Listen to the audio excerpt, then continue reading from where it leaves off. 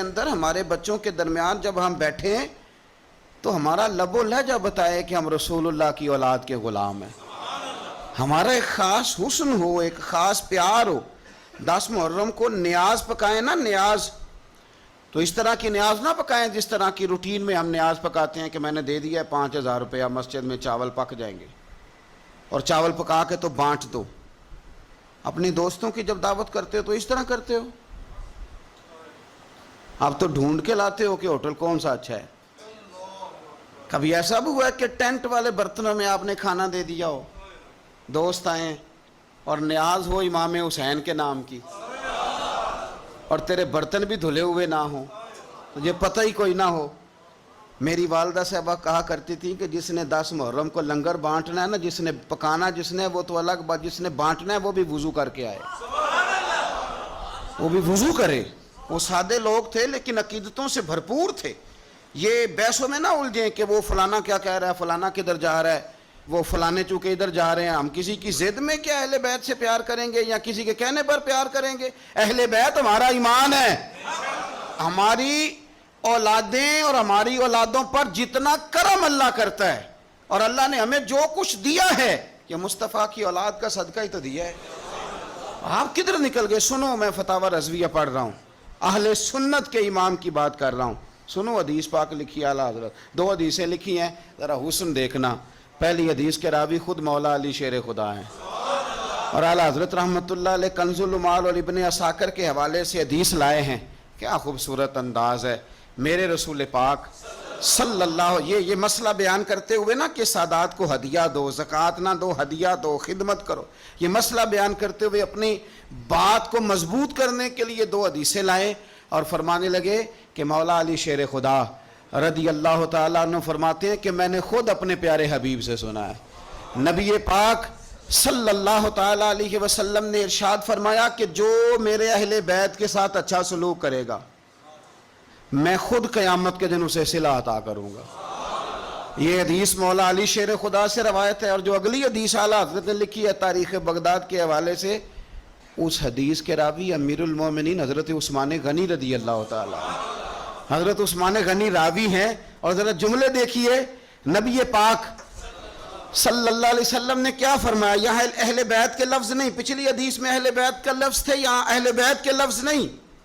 اللہ کے محبوب صلی اللہ تعالیٰ علیہ وسلم فرمانے لگے جو شخص بھی عبد المطلب کی اولاد کے ساتھ دنیا میں کوئی نیکی کرے، میرے دادا کی اولاد کے ساتھ، فرمایا جو بھی عبد المطلب کی اولاد کے ساتھ دنیا میں کوئی نیکی کرے. او یار سننا، کبھی اس طرح بھی ہوتا ہے، کبھی اس طرح بھی کہ بیٹی غریب ہو. میں مثال دے کے بات سمجھانے لگا ہوں. یا بچے کسی جگہ بھی وہ تعلیم حاصل کر رہے ہوں تو باپ جاتا نہیں کنٹین پہ جا کے کہہ دیتا ہے کہ میرے بچے جو مانگے دے دینا، مہینے کے بعد بل بنے گا تو میں ادا کر دوں گا، یا جو مانگے دے دینا. ٹیچر سے کہتا ہے بچے کو چیزیں دے دینا، پیسے میں دے دوں گا. میرے جو بچے ہوئے، دیکھو حسن دیکھو میرے رسول پاک علیہ السلام نے جو بیان کیا. اللہ کے محبوب صلی اللہ علیہ وسلم فرمانے لگے جس نے عبد المطلب کی اولاد کے ساتھ دنیا میں کوئی نیکی کی، فرمایا اس کا صلہ مجھ پر لازم ہے، اور صلہ میں اسے تب دوں گا جب قیامت میں میری اور اس کی ملاقات ہوگی. جب قیامت میں میری اس سے ملاقات ہوگی تو میں خود اسے صلہ دوں گا، میں خود اسے صلہ دوں گا، میں صلہ دوں گا. قربان جائیں اعلیٰ حضرت بریلوی پر. اعلیٰ حضرت فرمانے لگے جو حضور نے دینا ہے وہ تو دینا ہی ہے، اور پتہ نہیں کیا کچھ دینا ہے.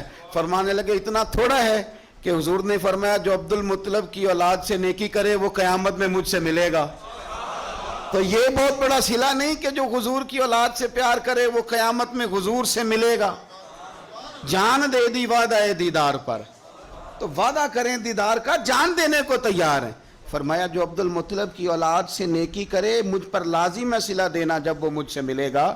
اور یارو کھل کے پیار کرو میرے محبوب کی اولاد، سیدہ پاک سے، شیر خدا سے، امہات المومنین سے، حضور کی شہزادیوں سے، نبی پاک کے حسن سے، حضور کے حسین سے. یار تو بات سمجھنا، کسی کو چنبیلی کا پھول پسند ہے، کسی کو گلاب کا پھول پسند ہے. مدینے والے رسول فرمانے لگے یہ حسن اور حسین میرے پھول ہیں. یہ میرے پھول ہیں، پھول حضور سونگا کرتے. اعلیٰ حضرت فرماتے ہیں کیا بات رضا اس چمنستان نے کرم کی، زہرا ہے کلی جس میں حسن اور حسین پھول، زہرا ہے کلی جس میں حسن اور حسین. بس کسی نے سادی بات کہی، پریشاندار کہہ دی، اس نے کہا عظمت آل نبی بھول نہ جانا لوگو، اور دیکھنا غیر کی باتوں میں نہ آنا لوگو.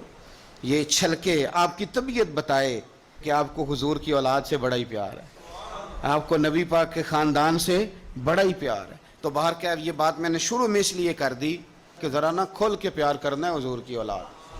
اور یاد رکھیں حضور کی اولاد سے پیار کاری ہو سکتا ہے جس کے سینے میں ابو بکر صدیق بھی رہتے ہوں.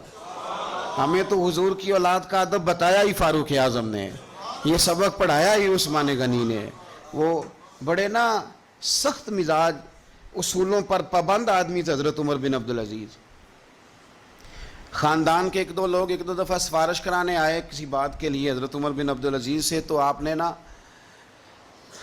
عملے کے لوگوں سے کہا آج کے بعد میرے خاندان کا کوئی بندہ ہے تو اندر نہ آنے دینا، یہاں کوئی اقربا پروری نہیں چلے گی، خبردار کوئی قریب نہ آئے. لیکن ایک دن نا امام حسن کی اولاد میں سے ایک شہزادے آ گئے، تو جناب عمر بن عبدالعزیز کو پتہ چلا امام حسن کی اولاد ہے.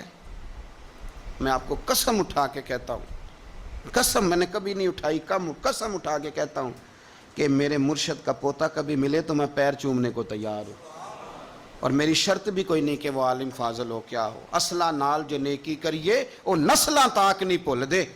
جن لوگوں نے کرم ہمارے اوپر کر دیا پھر ہم ان کی قرآن نے نہیں کہا وَكَانَ أَبُوهُمَا صَالِحًا. موسیٰ کہتے ہیں میں اس لیے دیوار سیدھی کر رہا ہوں، بچوں کا خزانہ ہے، اور ان کا باپ نیک آدمی تھا، وہ 7ویں پشت میں نیک تھا، تو اتنی قدر ہو رہی ہے. مجھے اپنے کسی استاد کا بچہ فون کر دے تو میں چپ کر جاتا ہوں، میں کہتا ہوں یار بات ٹھیک ہے، اصلہ نال جو نیکی کریے تو نسلاں تاک نہیں بھول دے. تو امام حسن رضی اللہ تعالیٰ عنہ کی اولاد میں سے ایک شہزادے آ گئے، حضرت عمر میرا خاندان کا بندہ کوئی نہ اندر آئے. کسی نے کہا یہ امام حسن کی اولاد ہے.